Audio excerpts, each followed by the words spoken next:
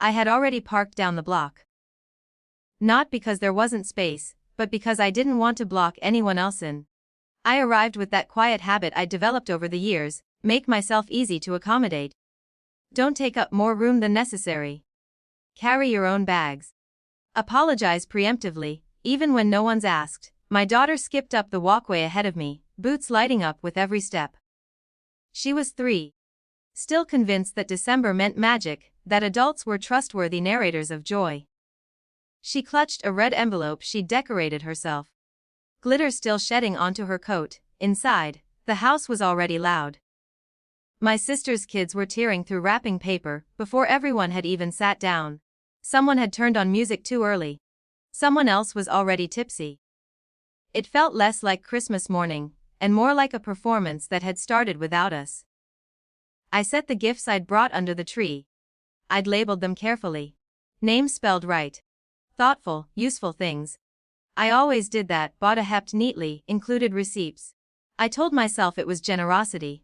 Looking back, it was insurance. My daughter sat cross-legged on the rug, watching the other kids open things bigger than her torso: a bike, an iPad, a jacket with a logo I recognized because I'd once debated buying one for myself and decided it was irresponsible. She didn't say anything. She just waited. When it was her turn, my mother reached under the tree and pulled out a small gift bag. No tissue paper. Just a thin ribbon holding the handles together. She handed it over with a distracted smile. My daughter peeked inside and pulled out a keychain. It was plastic, cracked down one side. The metal ring was bent, as if it had already lived a life before landing in my child's hands. She turned it over, curious. "What is it?" she asked, genuinely. Before I could answer, my mother laughed. "Well," she said, waving her hand like she was brushing crumbs off the table, "she's not really part of the core family." The words didn't echo.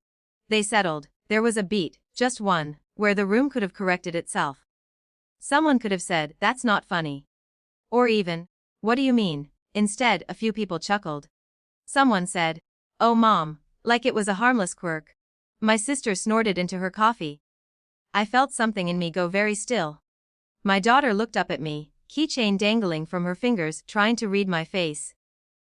That's what broke whatever spell I'd been under for years, the realization that she was watching not just what they did, but what I would allow.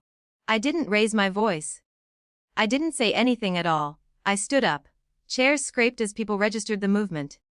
I picked up my coat, walked past the tree, and went back outside. The cold air felt clean. Honest. In my trunk were the gifts I'd bought for everyone else. The ones I'd planned to hand out later, after dessert, to stretch the day. I took them all, every box, every bag, and carried them back inside in 2 trips. The room had quieted by the time I returned. My mother looked confused. My sister irritated. No one spoke. I set the gifts down by the door, then I looked at them. All of them. Really looked. "This," I said calmly, "was the last Christmas you'll ever get anything from me." No flourish. Silence followed, thick and immediate. It pressed against the walls. Someone coughed. Someone else suddenly found the floor very interesting, and then my sister screamed. Not words. Just a sharp, furious sound, like an alarm going off. "You can't do that!" she shouted. "You're being dramatic." It was a joke. I didn't answer her. I knelt down and helped my daughter put on her coat. She didn't cry. She just held the broken keychain in her mittened hand and asked, very softly, "Can we go home now?" "Yes," I said. "We can." Behind us, voices rose, accusations. My mother saying she didn't mean it that way. My sister saying I was ruining everything. Someone else insisting we talk about it later. I didn't turn around. At home, I made hot chocolate. Extra marshmallows. My daughter taped the keychain to her bedroom wall like it was a trophy.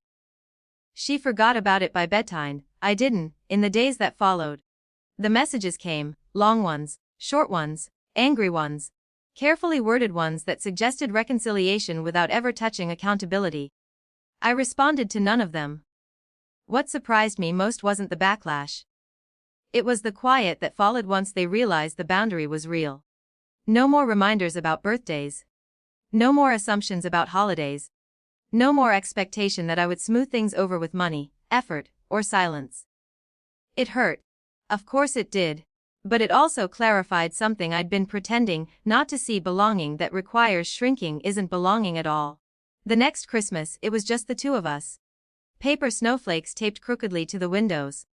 Pancakes for dinner. A small pile of gifts chosen with care. My daughter tore into them with the same joy she always had. No hierarchy. No laughter at someone else's expense. Later that night, after she fell asleep, I took the broken keychain down from the wall and put it in a drawer. Not as a reminder of what we lost, but of what we refused to accept. And that felt like a beginning.